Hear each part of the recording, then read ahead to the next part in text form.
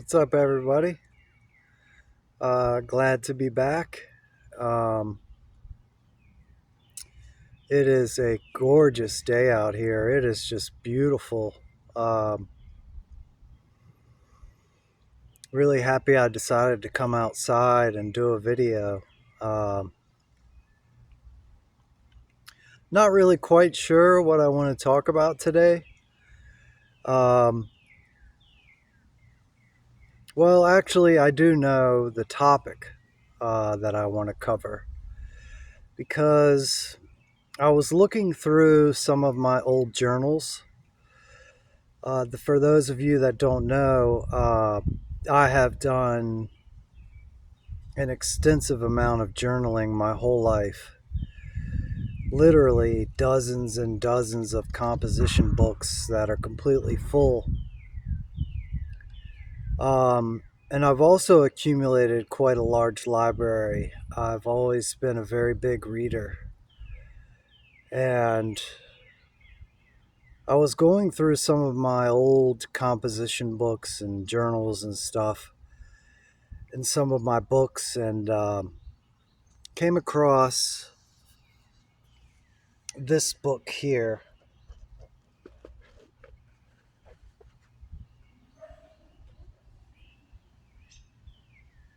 The Cloud of Unknowing. Um, check out this sticker that I found.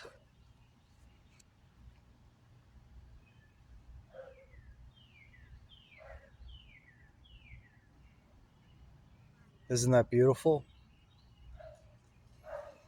Such a simple little beautiful sticker that has carries so much meaning in such a little simple symbol. I will let you all meditate on that and come up with your own idea as far as the meaning. Um, but the cloud of unknowing is what I want to talk about. Oh man, this is a difficult topic to talk about because it's so controversial. Um, the the idea of religion, and I want you to think about this for a minute. What is the difference between a cult and a religion? And what I'm going to propose to you is that the only difference between a cult and a religion is the number of people in it. Okay? Uh, if it's a small amount of people, following a particular dogma or ideology, very often it's labeled as a cult. Now, if you have a few million people following a particular dogma or ideology, then it's labeled as a religion. Um, and that's kind of my point for this idea. Now, I want to be very clear is that I have had my own experience with Christianity growing up.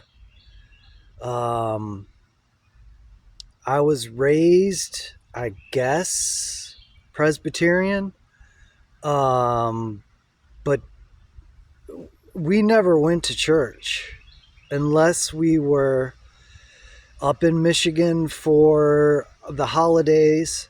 We would go see my grandfather preach. He was a Presbyterian minister at the Kirk in the Hills in Bloomfield Hills, Michigan, which is the second richest county in the United States. They lived in a multi-million-dollar home, and he got his doctorates from Princeton University. Okay? But my parents never really pushed church or Christianity on us. I can remember doing maybe like a little prayer once in a while, bedtime prayer or something.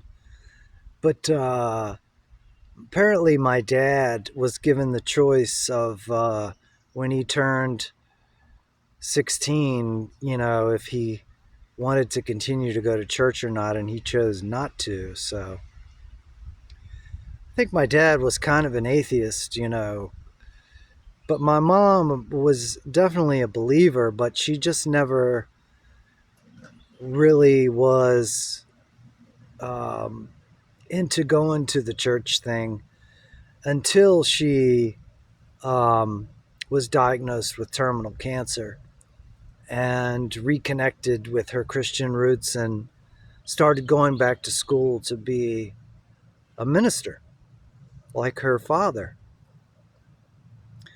Um, so, growing up, I never really connected with the Christian religion or identified myself as a Christian. Um,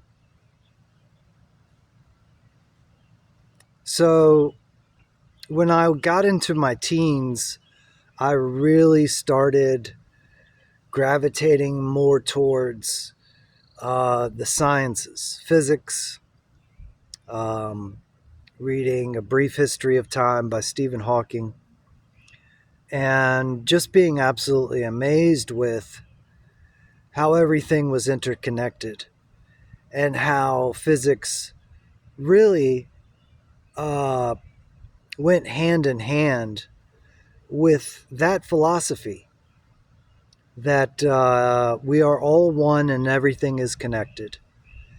And when I discovered Buddhism, that seemed to complement that idea as well. So I was very attracted and pulled towards Eastern religions in my teens and got into meditation and started reading a lot of Buddhist books, which I resonated with deeply. Um, and I even had this idea that maybe I should be a monk, and go move into an ashram somewhere, because I obviously couldn't find my place in the world. Like, growing up as a unrecognized, undiagnosed, neurodivergent kid, you know, um, that has experienced a lot of trauma. I didn't feel like I fit in at all. Um, Even though it was relatively easy for me to navigate, through the world and through school and, getting jobs and all that was relatively easy for me because I was so good at survival skills. I was so good at really pinpointing my concentration on things that needed to get done, like the hyper focused, like ADHD type, you know, that was me. And um, so when I put my energy and my focus into something, like I would do it with everything that I had. And that's how I attacked learning and reading and writing. That's how I attacked everything. Baseball. I lived, eat, and breathed baseball from when I was a little kid up until college, you know. But then when I started to get into drugs and partying, that was what I put, widespread panic, following him around the country. That's how I went. I went hard. If I went at something, I went full blown all in. And so, you know, that's how I attacked Buddhism and meditation, and then I started getting into Hinduism, and then I discovered Alan Watts, yeah, and that just totally blew my mind. Like finally I found somebody that speaks my language, you know, um, and then Anthony DeMello and Perzia Nayat Khan, and then I started to get into healing work. I knew that I needed to heal all this unaddressed trauma that I'd been through, and you know, the death of my mom when I was 19. She was 44 years old, and I was killing all that pain with heroin. And so I wasn't really present for her as I should have been as she passed. All this unresolved trauma, all of these experiences, um, all accumulating into who I am today. And what I want to share with you guys is something that may be hard for a lot of people to accept, is that when this world heals, when this world finally wakes up as one, that religion is going to have to go by the wayside. There will be no more religion. The religion will be love. Okay? This is what I want to really emphasize to you guys, is this right here. The cloud of unknowing is where we will have to live as a people in order to transform this world. Otherwise, it's just going to continue to be a self-righteous hypocrisy. If you think that your religion is the right religion and you've got the right one and you're going to heaven, or you're not going to be reborn into the wheel of samsara, you are enlightened, and, or you are somehow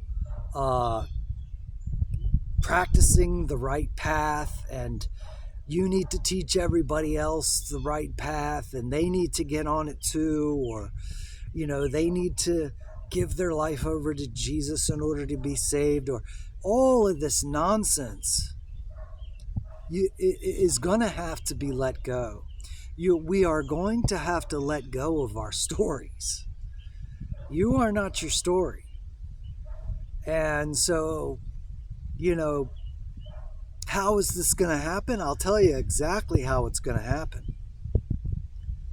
Is the systems that we are living in are obviously breaking. Okay? The the financial system, the medical health system, the education system, everything. It's all breaking and crumbling right before our eyes, and everybody's talking about it. Everybody's like, I think it's over half of the population now believes that the apocalypse is coming soon. I saw that poll, not just the other day, and so how is everybody gonna let go of these self-diminishing beliefs? Is through the destruction of the system. Once you have lost everything and you are basically starving and dying, and there's nothing else left, everything's falling apart, and you're absolutely desperate, what are you going to do? You're going to cry out for God, and it's not going to be any God of Christianity or Buddhism or Hinduism or anything like that. It's going to be a cry from the depths of the soul that doesn't connect to anything but God, period. No ideas or concepts attached to it. Okay? And that is how we are going to um, rocket ourselves into a new dimension where the idea of God is not connected to anything else but God, period. Okay? We will be residing in the cloud of unknowing, where we will be a people that are united in desperation. Okay? Desperation. God, the definition of God is the gift of desperation. And this is what we are going to be forced into. You know, um, nobody was ever reborn because life was going really well. You know, everything was going great. When you look at the Christian, the work from Varieties of a Religious Experience by William James, he talks about how all spiritual awakenings have one thing in common, and that is they all have a bottom. And that is where this world is heading. We are heading to the bottom. And once we hit it, I believe that is going to speed up the process of letting go of religion. You know, imagine if this world had no religion. Imagine if we could all unite in our humanity as one through the spirit of compassion and love and empathy. Imagine that. So the first step, you know, is just recognizing that all religion is a cult. You know, it's just a cult of bigger numbers. And that they are all just ideas that man came up with. For whatever reason you want to put on it is fine, but just the process of recognizing, okay, that religion is made up, and that if you look at all the prophets, all good ideas, you know, all revolutionary ideas started as a unanimous, as a minority of one. All groundbreaking, earth-shattering, you know, Jesus, the minority of one. Buddha, the minority of one. You know, these are the ideas that began a revolution. And this idea that's going to begin this revolution is letting go of religion. Okay, so I may not be the minority of one in this, but it is a radical idea, isn't it? That the world will have to let go of their ideology, the dogma, and begin to surrender themselves to spirit, surrender themselves to unity without the labels, without the story, you know, without your conviction, and just be in the present moment of this, of this beauty of nature. Just feel it, just breathe it in, just be present with what is, without any label, without having to, you know, say that you have to believe in a name or a concept. It's very simple. It's the simplicity that's going to save.